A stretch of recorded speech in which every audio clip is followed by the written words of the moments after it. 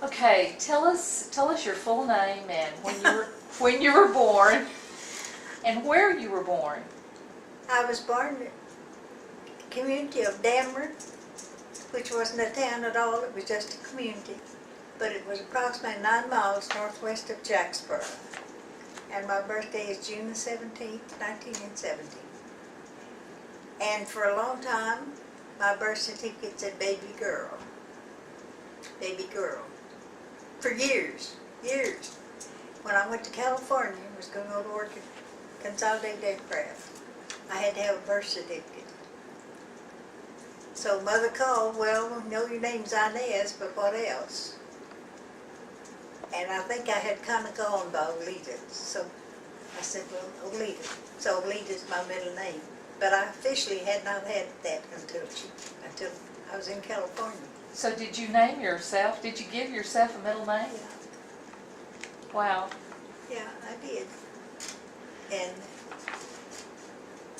when I went down to apply for that job, he said, can you type and do you have a birth certificate? I said, I can type, but I do not have a birth certificate. Well, why don't you? And I said, well, I've lived here all my life, so I guess nobody ever went to the courthouse to pick it up. That was it. So he said, well, get a birth certificate and come back. But before you do, go to Walker's department store here in San Diego and buy you a navy blue pantsuit. Now, he'd already told me I was going to be working in a little office right out in the plant. And I said, well, why do I need to wear a pantsuit? He said, because the girls working on those machines all around you wear a pantsuit, and you will wear a pantsuit. So I said, yes, sir. So he said, now you can wear any kind of blouse you want to. Have navy blue slacks and a jacket that goes with it. So that's what I wore.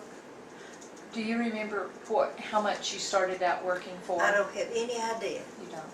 And I have wondered that quite a few times. I don't know. I think I worked by the hour. And I think we punched the time clock. But if I could get out real quick, I could catch a bus that didn't stop downtown. It went all the way, and I'd be the first passenger to get off. And it stopped right in front of our apartment. But for some reason I didn't get out real quick, but that bus would be gone. But I could get another one. And it changed right down on the plaza, right on Broadway. But usually this whole San Diego during the war had about as much people on the streets at 5 o'clock in the morning as they did at 5 o'clock in the afternoon. Because the movie places and the clubs never closed.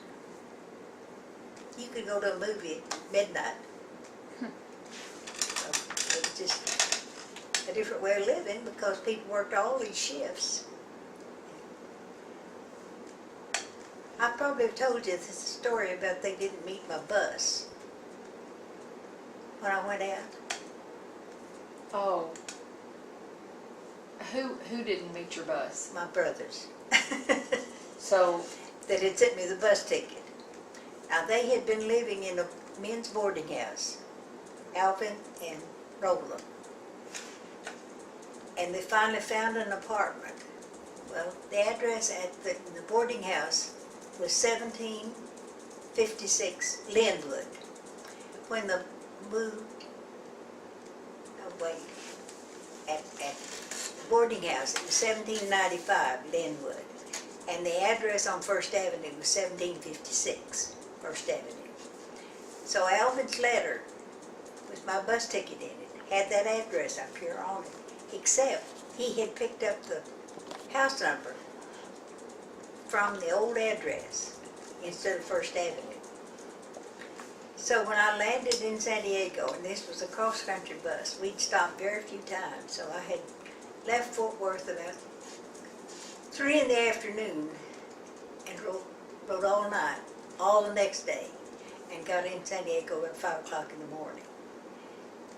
And he pulls up to the curb and he unloaded me and a few other people with their luggage and drove off. The bus station was not open. So everybody but Inez had somebody to meet them and they were gone. So Inez is standing here with her luggage, everything she owned. Oh man. Well, this drunk sailor thought, well, he sure stood you up, didn't he? And that's exactly what it looked like. And I'm telling you, I was scared. There were lots of people on the street at 5 o'clock in the morning, but they were drunk sailors, or drunk Marines, and San Diego had them all. And lots of people changing shifts, but nobody was paying any attention to me. And I waited, and I waited, and I waited. Well, I had this letter in my purse. So I called a taxi cab, gave that address. And that address was not very far from Broadway. So when he got out there, the numbers did not go to 1795 in that block. That taxi cab got out of that cab and walked all around trying to find them. Now, I wish I had thought and given him their name, but I didn't think about that. In fact, I didn't know they had a mailbox, you know, with the name on it. Anyway, he couldn't find it. And I said, well, just take me back down there. They didn't have a phone. I didn't know what else to do. Didn't have enough money to go back to Fort Worth. So, anyway, when I got back down there, the Greyhound bus station, which was across the street from this bus station, was open. So I told him to let me off at the Greyhound station. At least I could go inside. So I went in there, and I remember to this day, I went back here and got me something to eat for breakfast. And I bought a Reader's Digest and sat down to wait. What else can you do? Well, the lady sat down by me after a while that lived in San Diego. And she had ridden the bus and come down there to meet somebody. Well, when that bus came, they weren't on it.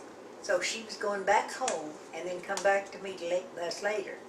So when I told her my story, she said, well, I'm riding on the pass. And she said, when I get up there, I'll just get off at the 1700 block and see if I can find them. And I gave her the name and everything. Well, when she came back, she said, that's not their house number. So they had picked up the number from the old house at this new address. But she found their name on the mailbox. So I said, okay, she found it on the mailbox, I can find it on the mailbox. So I got another taxi, went back up there. Now they were working, all of them were at midnight. So they were both still asleep. And I knocked on the door, and Alvin came to the door. What you doing here today? He was expecting me the next day. And now how we got that mixed up, I have no idea. But that's why they weren't there. But I didn't let them forget it.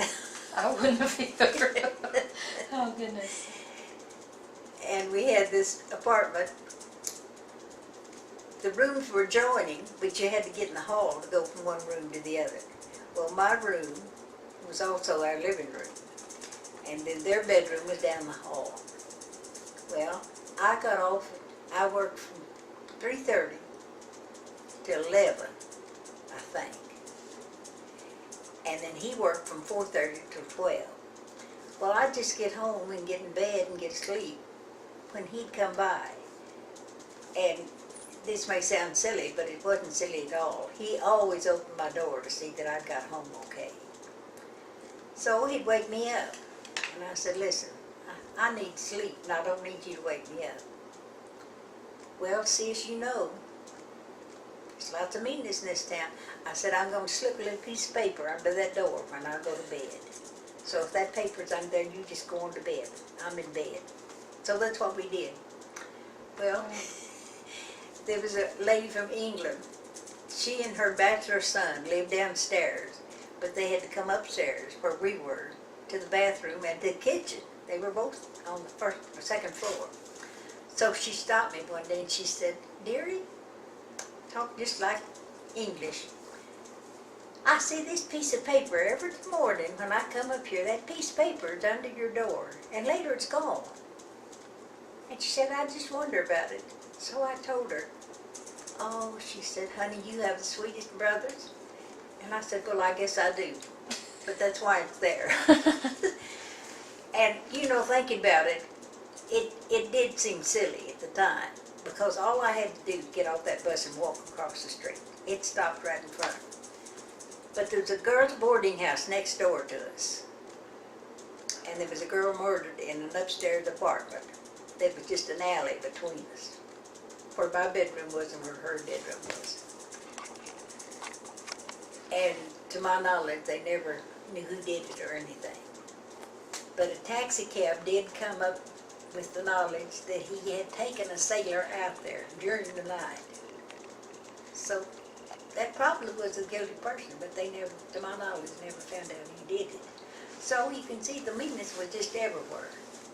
And I never was afraid, but I was cautious. And thinking back on it, it was good. He was checking that bad, so I didn't have any objections. But that's the story of how, that was my first glimpse of San Diego. Did you ever forget to put the piece of paper there and scare them? No, No, that's good. when I went to bed, the paper went under that door.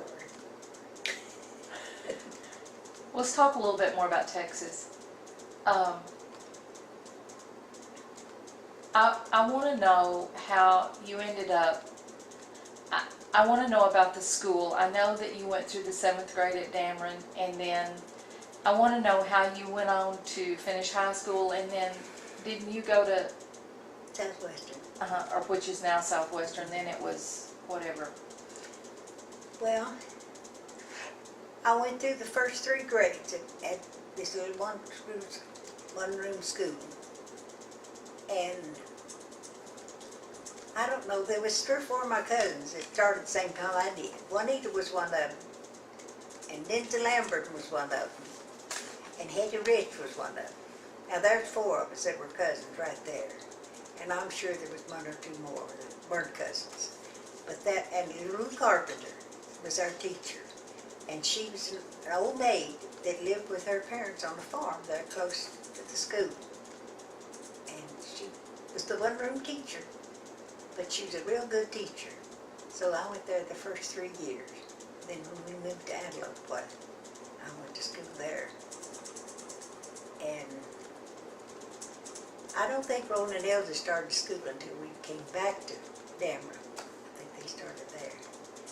But now one time when we lost the farm and moved to Jacksboro, we were walking to school. We at a rent house down east of the courthouse there in Jacksboro. And Roland, Elsie, and me walked to school. Well, all of a sudden, Roland didn't want to go to school. He was very upset. He did not want to go to school. Well, in my family, you went to school. But I think they knew something was not, it just wasn't in nature to do that. But anyway, one day I got out of school 10 or 15 minutes later than the boys did, so they usually were ahead of me. Well, I was walking down the highway there, sidewalk, going by the courthouse and then on down. But I could see these kids in a circle down here on the sidewalk. Well, when I got closer, there was a fight going on. And they were beating up Roland. And when I saw it was Roland, I was kicking kids and doing everything. I said, leave that boy alone, that's my little brother. And they were really beating up on him. Well, there's one of the boys that had started all this. Now, this is the bully situation. And he said he wanted to find out if country boys was as strong as city boys. So, Roland was the country boy. But I don't know why Elsie didn't tell that.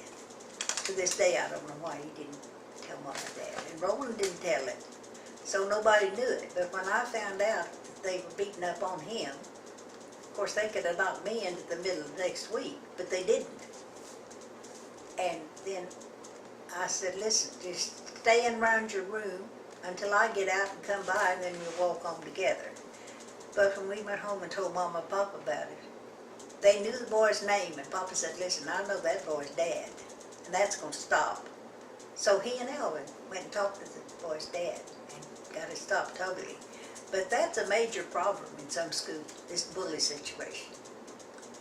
And to my knowledge, that's the first time any of the boys ever encountered it.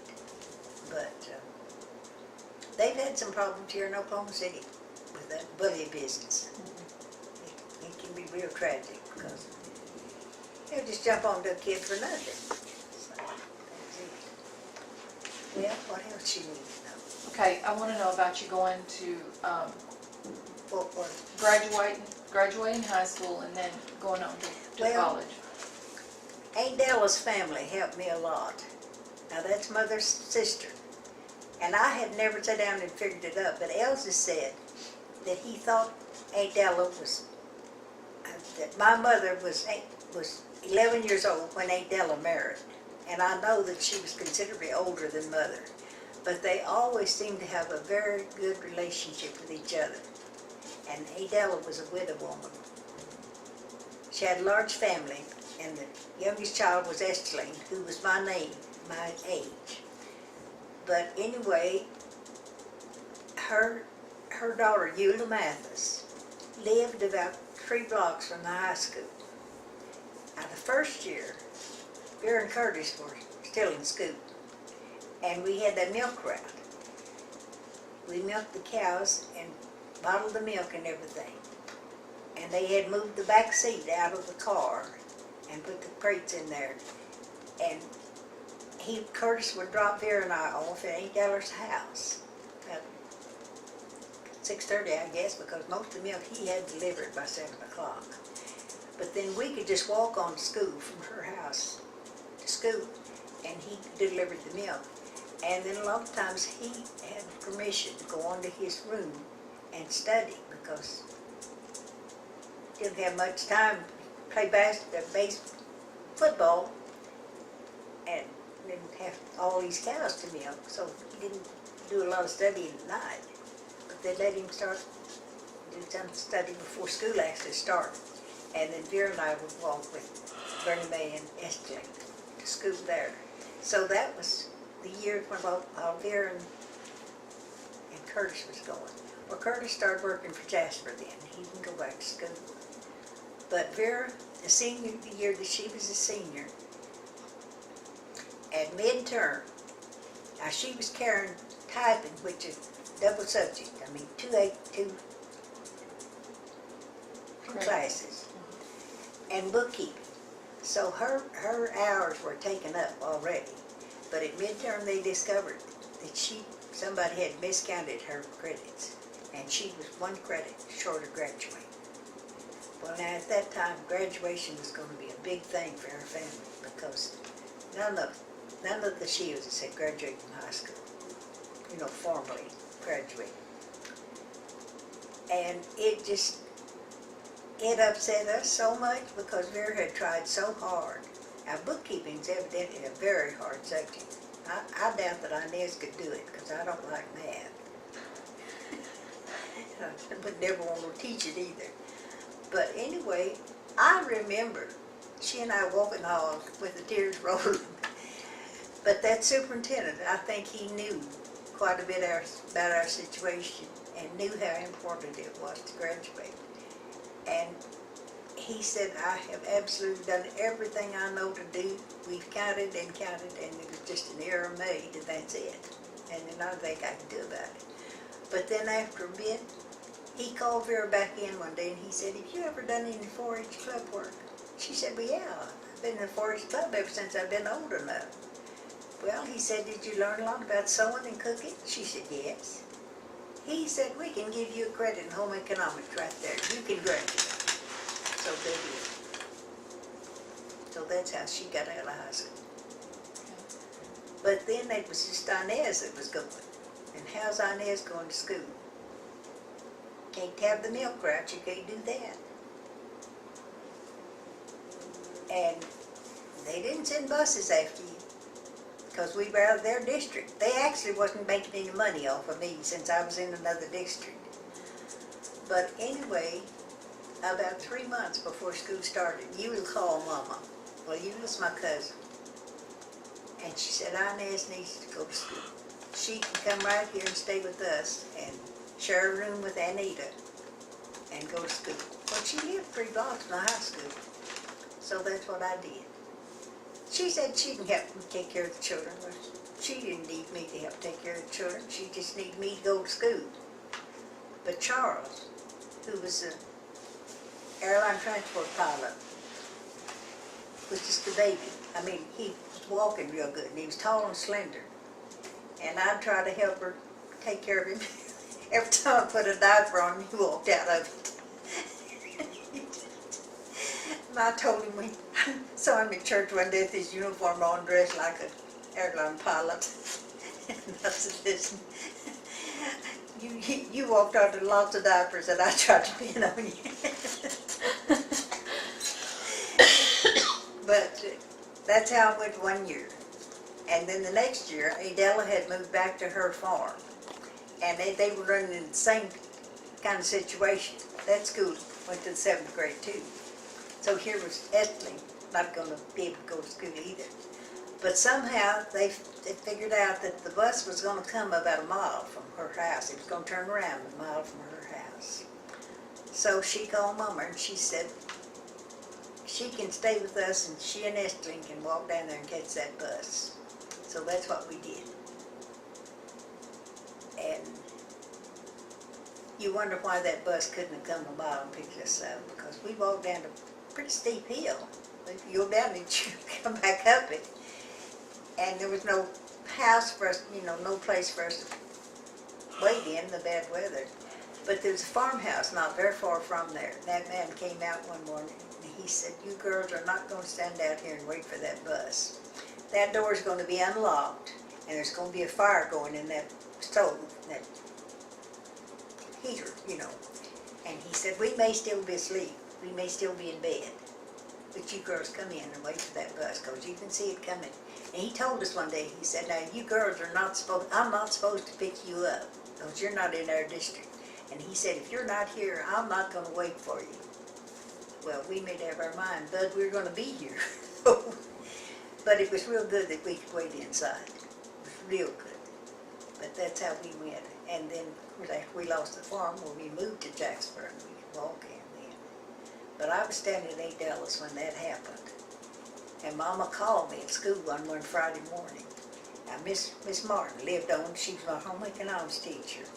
And she lived on beyond Jasper's store. So I would go out with her on Friday night, Friday after school, and get off at Jasper's, and then he'd take me home, and some of them would come get me for the weekend at home. But she called and said, now don't come out with Miss Martin, we'll pick you up today. Well, when they picked me up, we don't live on the farm anymore.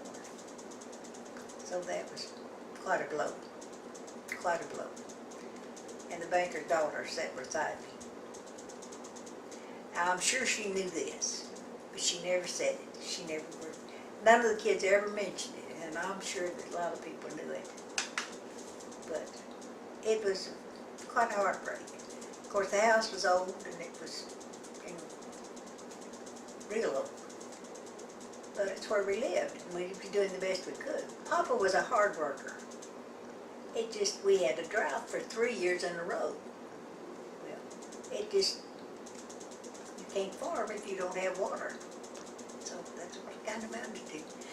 But Herschel, sometime or other, and this was years later, he went to the courthouse and looked up these records, and I've got a copy of that court. That banker was telling Papa that so many people was not paying their debt that he was having a hard time getting past the bank examiners.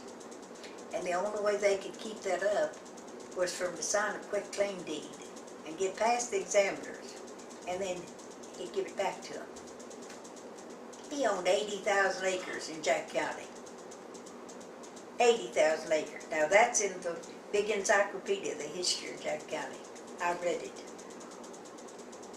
And he lived 3 years after he got 510 acres of ours. He lived 3 more years? What'd you say? Yeah. He died then? And Elsie looked that up, but that's what he said.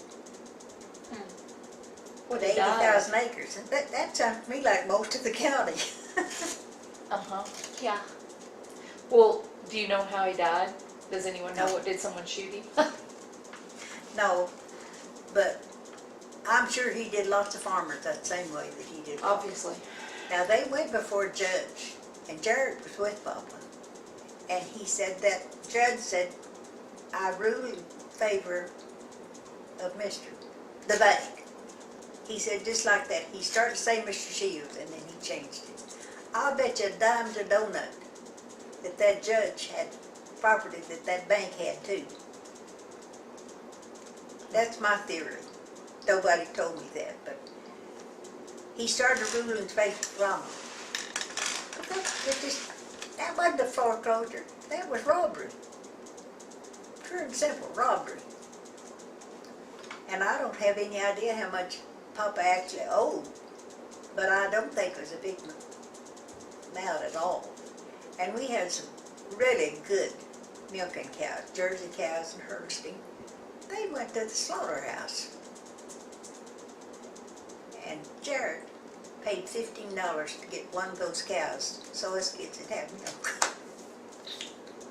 I'll tell you, you think about it till this time, but oh, God's been good to us. But that was a heartbreak. But none of the school kids ever said anything to me about it, and I'm sure that, well, of course, they could see me walking to school all of a sudden instead of riding the bus with Esther. But anyway, that's how I got out of high school. Well, how long did y'all live in Jacksboro? And before you moved? Well, after I graduated, of course, there just wasn't any jobs. Right. The only thing I could have gotten in Jacksboro at all was keep house for somebody. For $3 a week. That's not an hour, that's a week. And that's what it paid. But Vera was already in Amarillo, and she said they needed somebody to work in the print shop. So there was a couple that were missionaries in Africa that were around Fort Worth, and she knew that they were fixing to come to Amarillo. I don't know how it all worked out, but anyway, they picked me up, and I went to Amarillo and started working. Well, then the Bible school, they had a high school and a Bible school going at that time, and the high school moved to Fort Worth. Well, I didn't want to go to high school. I'd already finished high school. So I took what Bible subjects I could with the high school kids and stayed there 1 year because I had a little job. In Amarillo? Yeah. And then I moved to Fort Worth and finished at Fort Worth. And what was it called then? Shield of Faith. Shield of Faith. And Uncle Guy started that? What was that? Is that Southwestern Assemblies of God? Now, No. One of my friends actually plays basketball there. have what? One of my friends plays basketball there. Oh, That graduated with her. well, it was in Fort Worth at that time. And then later, there had been a Bible school in Enid, started by P.C. Nelson. And I don't know what happened. Well, they had a fire. One of their buildings burned. And I don't know what else happened. But anyway, they considered consolidating with Shield of Faith in Fort Worth. And they did. P.C. Nelson taught. He didn't live very many years, but he taught there for a while.